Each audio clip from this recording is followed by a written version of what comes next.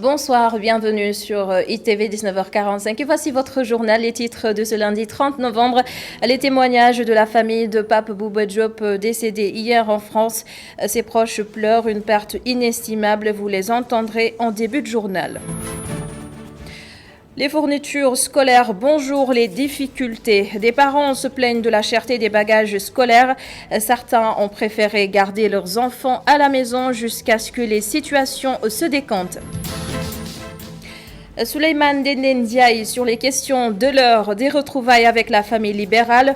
L'ancien Premier ministre affiche un scepticisme. Le retour de Idrissa Seck ou encore le report des élections locales.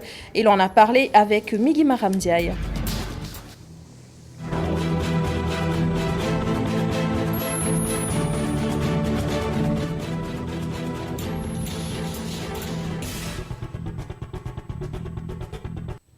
Tristesse et désolation chez la famille de Pape Bouba Diop à Rufisque.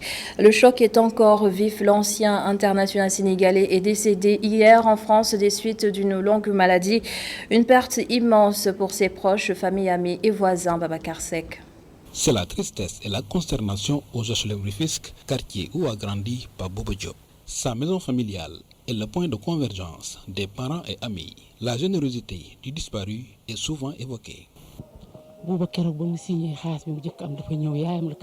première fois qu'il a signé son contrat et qu'il a eu de l'argent, il est venu tout donner à notre mère. Il payait tout dans la maison. Il était si généreux. Il aidait toute la famille. Pape Bouba Diop était un homme calme et cela, depuis sa jeunesse, se souvient l'un de ses premiers encadreurs.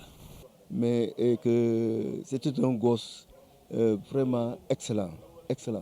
Je l'ai connu cadet. Lorsque je fus président de l'EFAN, j'ai conduit l'ASC pendant 3 ans, 4 ans, mais c'était un gosse excellent, correct, qui ne parle même pas. Vraiment, vraiment, on ne peut pas qualifier le truc de ce gosse-là. Vraiment, ça a été une surprise.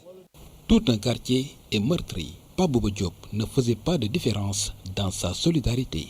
Et tout le monde est meurtri quoi, en ce moment. C'est avec un... Ça a été... Je n'arrive même pas à trouver les mots. Ça a été vraiment un tonnerre quoi, quand on a appris tout à l'heure son décès. Et voilà, comme vous l'avez constaté, tout un quartier est en deuil parce qu'on a perdu une personne très sérieuse, qui est né sérieux, qui est resté égal à lui-même, malgré tout ce qu'il disposait, très serviable, qui a servi tout un quartier, qui a servi la mosquée. Bon, une bonne personne, encore une fois. Ouais. Bouba Diop a toujours contribué à l'épanouissement de la jeunesse de son quartier. waaw donc depuis yëpp ñu ngi ko defee ci terrain bi waaw daaw ñoom ay problème mu équipement wala affaire deme noonu sax Bouba Diop moo taxoon waaw ñun mosuñu woon xam jëndal jour daal.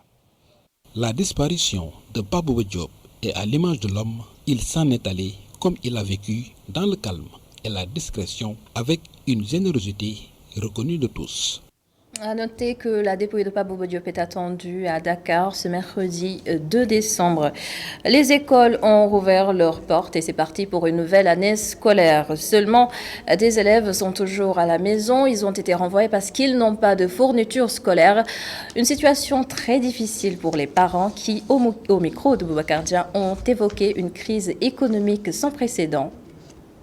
Le petit-fils de cette dame est renvoyé de son école à cause de fournitures incomplètes. Il est en classe de CM1.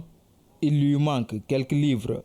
Comme tous les parents, les livres, les cahiers, tout est cher, vraiment. Vraiment, tout est cher. Oui, c'est mon petit-fils. C'est mon petit-fils au niveau de leurs écoles. Si tu payes la totalité de l'inscription, on te donne quelques fournitures que tu pourras payer en 2 mensualités.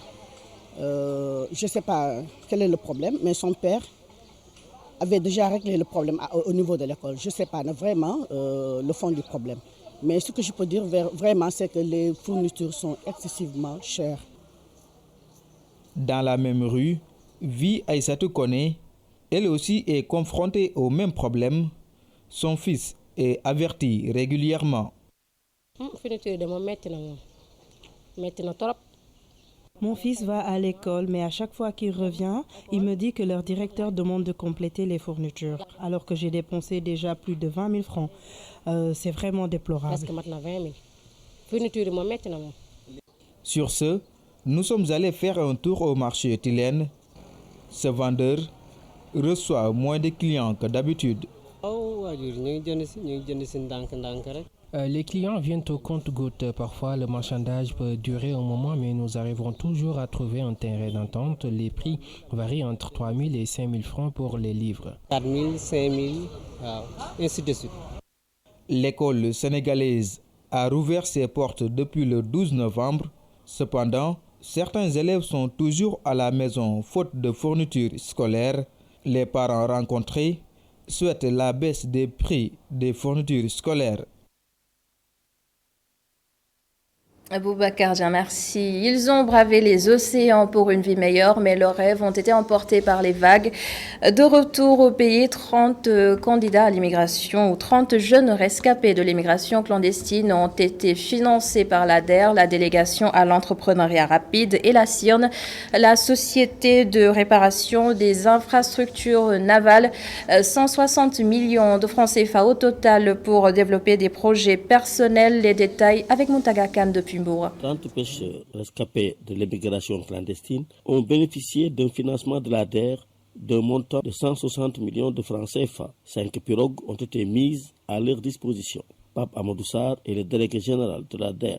Nous étions ici ce midi pour remettre des financements pour une valeur de 160 millions de francs CFA et des pirogues en fibre de verre au nombre de 5, des gilets de sauvetage, des GPS, mais aussi tout type de matériel qui permettent aux pêcheurs rescapés du département de Mbour, de l'immigration irrégulière, de pouvoir travailler dans de bonnes conditions.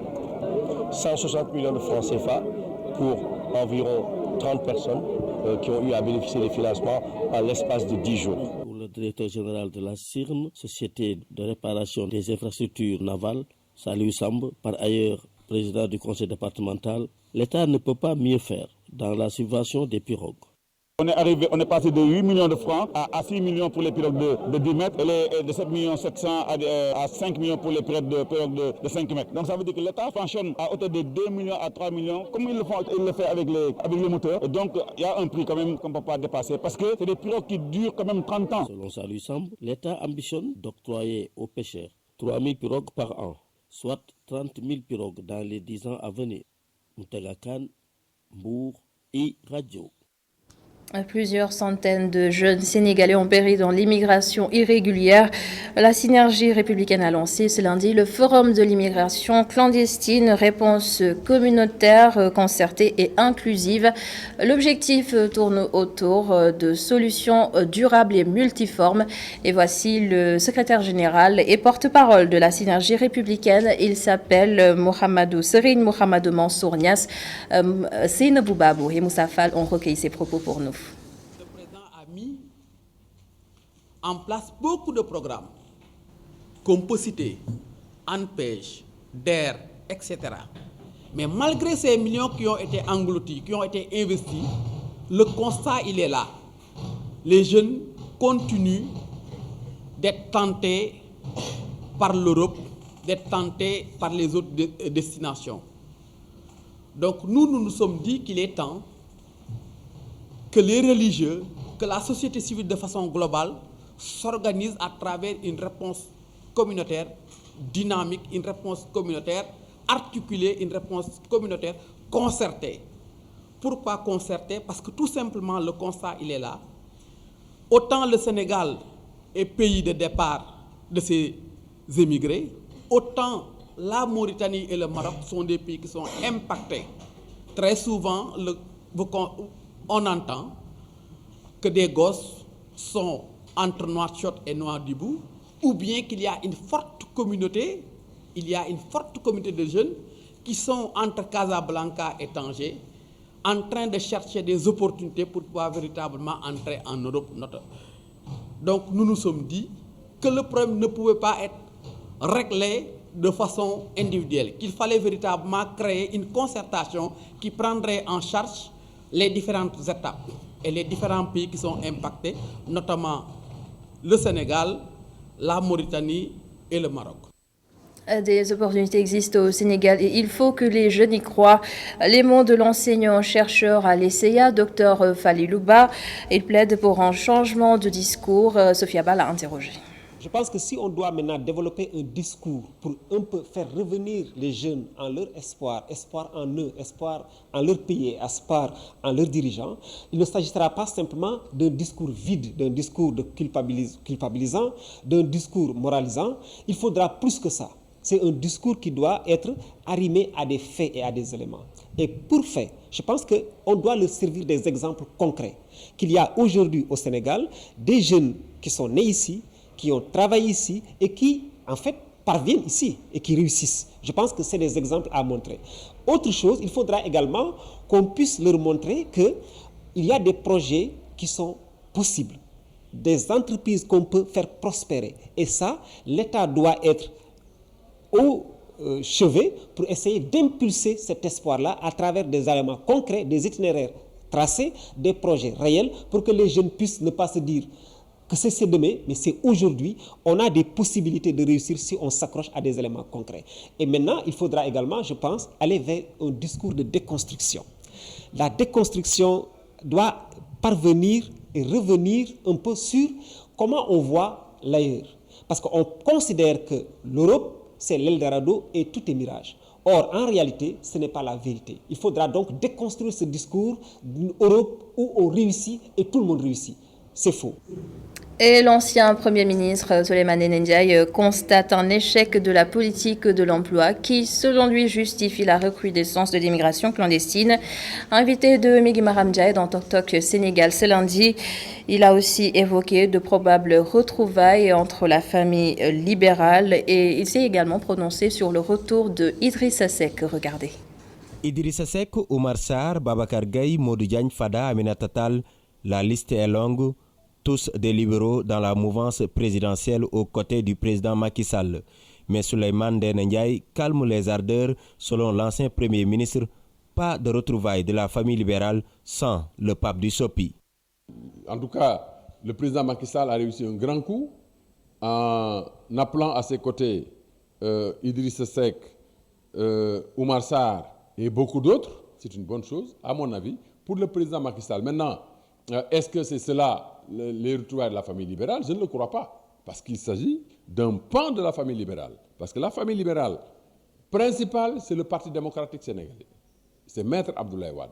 Est-il en contact avec lui? Est-il en contact avec les autres? Je n'en sais rien, parce que, en tout cas, il fait ce qu'il fait sans rien dire, donc je ne peux pas m'avancer sur ce point-là. Wade sera-t-il dans le maquis? En tout cas, Mahmoud Saleh confirme les discussions. Des discussions qui se tiennent sans Souleymane Ndéné Ndiaye, qui est plutôt intéressé par la tenue des élections locales. Il est contre les reports répétitifs. L'état de droit, ce n'est pas un slogan, c'est une réalité. Et l'État doit se conformer au droit. S'il cherche à obliger les citoyens à se soumettre au droit. Je pense donc que le calendrier républicain doit être respecter, quels que soient par ailleurs les stratagèmes. Autre actualité brûlante passée au crible par l'ancien Premier ministre, l'immigration clandestine. Le gouvernement a montré ses limites en matière de politique d'emploi, constate Souleymane Ndéné Ndiaye. Si le gouvernement avait réussi sa politique d'emploi, il est évident que je ne dirais pas qu'il n'y aurait pas eu Barça et Barsakh, mais il y en aurait moins. Ce qui se passe, c'est que les jeunes qui sont en âge de travailler, malheureusement, n'ont aucune perspective d'avenir par rapport à leur employabilité. Et je pense que le gouvernement a quand même mis en place des structures qui auraient pu, si elles étaient bien exploitées, absorber le maximum de jeunes en âge de travail. Je vais vous parler du PRODAC. Je pense que le gouvernement doit mettre les moyens qu'il faut au niveau du PRODAC pour permettre à cette structure-là d'être implantée dans toutes les communes du Sénégal et d'absorber tous les jeunes qui sont en âge de travailler. Pendant ce temps, le nombre de migrants disparus en pleine mer reste inconnu. Et en sa qualité de président du conseil d'administration de Air Sénégal, Souleymane Ndéné Ndiaye déclare que la compagnie aérienne nationale ne va pas bien du tout comparée aux autres compagnies africaines. Ses explications. Notre compagnie est à l'image de toutes les compagnies africaines impactées par la Covid. Parce que quand les vols sont réduits, quand le taux de remplissage est réduit, il est évident que cela a une incidence sur la compagnie. Mais notre compagnie tient debout grâce au soutien de l'État. Parce que l'État soutient la compagnie et le président Macky Sall a pour objectif vraiment la réussite de cette compagnie-là. C'est pourquoi il s'intéresse au quotidien de la compagnie et fait tout pour que l'État continue à soutenir la compagnie. Donc, la compagnie se porte K1, K1, mais elle tient encore. Nous sommes sur beaucoup de routes et à l'avenir aussi, nous envisageons de continuer à aller en Europe, à aller aux États-Unis, à aller aussi en Afrique, dans beaucoup d'autres pays. Et nous parlons à présent de la loi sur l'accès à l'information. Son adoption est prévue au courant de l'année 2021, mais d'ores et déjà, des acteurs de la société civile et de la justice se sont retrouvés pour évaluer ensemble la mise en œuvre d'une démarche inclusive. Abdourahmane Ly nous fait le point. L'accès à l'information, un véritable casse-tête au Sénégal. Cet atelier de partage est un prélude à l'adoption de la loi sur la problématique, une loi qui va permettre au Sénégal de se conformer à sa constitution et aux instruments régionaux et internationaux, dont des conventions. Mais son importance réside sans doute dans l'accès des citoyens aux informations liées aux affaires de la cité. Avec cette loi, l'avantage c'est quoi? C'est que c'est une loi de portée générale. Tout citoyen peut saisir toute administration pour obtenir des informations. Dans cette loi, il est prévu non seulement les informations qui doivent être données, mais aussi les recours qui sont donnés aux citoyens si toutefois ils n'ont pas gain de cause. Et enfin, une sanction est prévue pour les agents qui n'acceptent pas de donner l'information. Une loi qui devra être comprise par tous sans exception avant son adoption. D'où cette démarche inclusive pour faciliter sa mise en œuvre. Sans la participation effective de tous ces acteurs dans ce processus d'élaboration, pour comprendre qu'est-ce que c'est que l'accès à l'information, à quel droit confère cette loi sur l'accès à l'information, comment exercer de manière effective ce droit de regard. Si on ne comprend pas à la base ces éléments-là, on ne sera pas en mesure d'exercer de manière effective ce droit de regard-là. C'est une loi qui est à la fois pour les citoyens, qui est pour les journalistes, et donc il est important à l'entame, en amont, d'en comprendre les tenants et les aboutissants pour pouvoir mieux en faire usage. Travailler pour que cette loi devienne une réalité au plus tard au courant de l'année 2021, c'est le souhait du comité de pilotage. Une adoption qui va permettre au Sénégal de respecter ses engagements concernant l'initiative pour une gouvernance transparente, un droit fondamental censé participer à une avancée importante dans le processus de renforcement de la démocratie au Sénégal et la promotion de la bonne gouvernance. Abdourahmane Ly, le reste de l'actualité consacrée à l'affaire de camp de redressement à Darussalam. Nous avons recueilli quelques avis. Ces centres ne doivent pas dénaturer les jeunes. Ces Sénégalais appellent à plus de vigilance. Aïssatou Diak avec Barasso. Monsieur Cissé suit avec intérêt l'actualité. Actualité marquée par l'affaire des camps de redressement. Corriger son enfant, oui, mais selon notre interlocuteur, la confiance n'exclut pas le contrôle. Oui, ça c'est vrai. C'est un autre milieu. C'est comme dans sa propre maison ou dans sa propre rue, dans le quartier où il habite. Il peut être victime de certains comportements, on peut l'orienter. Seulement, quand on confie son enfant dans un milieu, il faut savoir un peu observer le comportement qu'il y a dans ce milieu. Il faut avoir confiance aux dirigeants. D'abord, il faut que le cadre soit vraiment accueillant et que dans le domaine de l'éducation, qu'on s'assure que c'est une bonne éducation qui leur est donnée. C'est un environnement qu'il faut toujours bien observer avant de plonger l'enfant, quoi. Il soutient que ces enfants peuvent même devenir plus terribles au sortir de ces maisons dites de redressement. Parfois, vous amenez votre enfant dans un camp de redressement en espérant qu'il va changer son comportement, mais au finish, vous vous rendez compte qu'il tombe dans la délinquance. Au sortir de ce camp, il reprend ses habitudes, à savoir fumer ou même prendre de la drogue. Les parents doivent éduquer leurs enfants eux-mêmes. Ce monsieur trouve que confier son enfant à ce genre de cadre est une solution de facilité. Mais da ngay gis ay parents yoo xamante ni parfois dañuy irresponsable noonu laa ko mën a jàppee quoi. Pour moi, il y a des parents vraiment irresponsables parce que je ne peux pas concevoir que vous amenez votre enfant dans un camp de redressement uniquement parce qu'il est terrible. Certains parents aiment trop la facilité et je trouve ça anormal. Pour sa doom mën a am dara ci këru àdduna mën ko encadrer ci dara noonu laa ko mën waxee quoi benn instant. Toutes les maisons de redressement ne sont pas mauvaises aux yeux de Mère Tall. Pour moi, tous les camps de redressement ne sont pas mauvais. Il y en a qui sont très bien, qui permettent de redresser les enfants. Honnêtement, moi j'aime bien amener mes fils là-bas. Il n'y a aucun problème. Ça dépend des maisons de redressement. Les camps de redressement, un lieu qui permet d'orienter les enfants pour certains. Mais la plupart du temps, les attentes escomptées ne sont pas au rendez-vous à terme.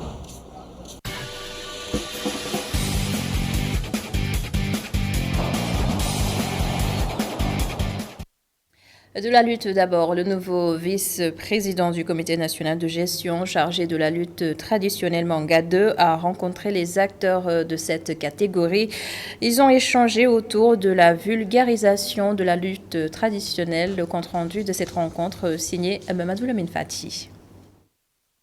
Les acteurs de la lutte traditionnelle font le diagnostic du secteur en compagnie du vice-président chargé de cette catégorie, Manga 2. Pour voir dans l'ensemble des acteurs, les promoteurs, les associations, les ménagers, les amateurs, tout, discuter avec eux pour voir ce qui ne marche pas dans la lutte traditionnelle, qu'est-ce qui peut améliorer la lutte traditionnelle, avoir ces idées et recueillir tout cela. Et suite à cela, avant l'ouverture, je pense qu'on va faire une tournée aussi dans les régions. On va essayer de voir les CRD, les communautés locaux, en discuter avec eux. L'arène Adrien Senghor a permis à l'ancien roi des arènes, Manga 2, de décliner sa feuille de route, axée sur la modernisation et la promotion de la lutte traditionnelle. Déjà, en départ, et vulgariser la lutte traditionnelle. Aller dans les régions organisées. J'ai demandé aux promoteurs de la lutte avec frappe, pourquoi pas ne pas aller organiser des grandes manifestations? Vous faites ici des mises de 100 millions, 200 millions. Pourquoi ne pas aller dans les régions faire des mises de lutte traditionnelle à 10 000? Et c'est la pépinière de la lutte avec frappe. Donc, j'ai bien tendu les mains. J'ai fait une demande de ce promoteur et je pense comme un message, ils l'ont bien compris. Pour protéger les jeunes de l'immigration clandestine, la lutte peut jouer un rôle important pour les maintenir au pays, selon Manga 2. L'immigration clandestine, j'ai parlé tout à l'heure de cela. Je pense que par exemple, une mise de 5 millions, les gosses, on peut avoir 100 lutteurs qui peuvent participer dans cette manifestation. Et cette manifestation peut faire revenir les gosses de leur esprit, de leur vision, qui peut gagner quelque chose ici. Parce que dans un tournoi, tu gagnes 1 million, 2 millions. Si tu es bien encadré avec ces 2 millions, tu peux travailler ici au Sénégal et gagner plus de ce que tu as envisagé d'aller dans la mer, de se suicider. Promouvoir la lutte traditionnelle à Dakar et dans les régions, c'est le souhait du vice-président du CNG nouvellement installé, Manga 2, qui est en charge de la lutte traditionnelle, compte pérenniser ses rencontres avec les acteurs pour une bonne promotion de la lutte traditionnelle. Au football, les joueurs sénégalais se sont illustrés ce week-end en Turquie. Dembaba, Papis Demba Cissé et Babacar Xhuma ont tous scoré. En Angleterre, Edouard Mendy est toujours solide sur sa ligne en deuxième division. Cher job pour le Tour d'Europe. Nous débutons par la France pour parler des performances des joueurs sénégalais de ce week-end. Avec Youssouf Sabaly sur le flanc gauche de la défense, Bordeaux est allé arracher le nul 2 buts partout face au PSG, toujours sans Idrissa Gana Gueye. Boulaïdia et Reims ont été balayés par Lyon 3-0. Metz avec Mohamed Lamine Gueye et Opanguet titulaire a perdu 2-0 devant Brest. Mais à noter la première apparition en Ligue 1 du jeune Pape Matar Sarr sous les couleurs lorraines. En Ligue 2, Toulouse a battu Niort 2-1, mais avec un but de Pape Ibnouba côté niortais. Sochaux avec Christian Diédhiou en défense et Joseph Romare Klopi au milieu a étrié le Havre 4-0. En Angleterre, Liverpool n'a pu échapper au piège de Brighton. Le score est d'1 but partout. Entré en cours de jeu, Sadio Mané a vu son but refusé pour hors-jeu. Vendredi déjà, Crystal Palace a été surpris à domicile par Newcastle 2-0 avec le retour de Cheikhou Kouyaté au milieu de terrain. 0 but partout, c'est le score final entre Chelsea et Tottenham, mais avec un autre clean sheet du gardien de but sénégalais, Edouard Mendy. En Championship, Watford avec Ismaïla Sarr s'est imposé 4-1 devant Preston. Mohamed Nabi Sarr, toujours aussi solide en défense avec Huddersfield Town, a battu Middlesbrough 3-2. Et avec Famara Diédhiou en pointe, Bristol City est allé s'incliner à Reading 3-1. En Turquie, pour terminer, Mbaye Diagne renaît avec Galatasaray. Ce week-end, il a marqué un triplé lors de la large victoire des siens sur la pelouse de Rizespor. Une bonne performance du joueur sénégalais qui dispute la place de titulaire avec l'expérimenté Radamel Falcao. Demba Ba a également marqué avec Istanbul Basaksehir, mais pour un nul prolifique de 3 buts partout devant Denizlispor.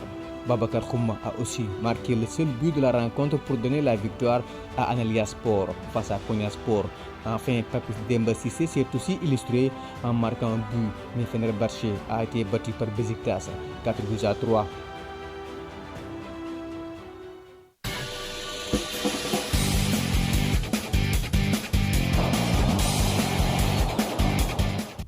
Et voilà, c'était l'essentiel de l'actualité de ce lundi. Merci d'avoir été avec nous. Un merci également à toute l'équipe de la régie. Cheikh Hassan Fall revient pour la suite de la Total Bloc d'information. On se retrouve demain pour l'édition du soir. Au revoir.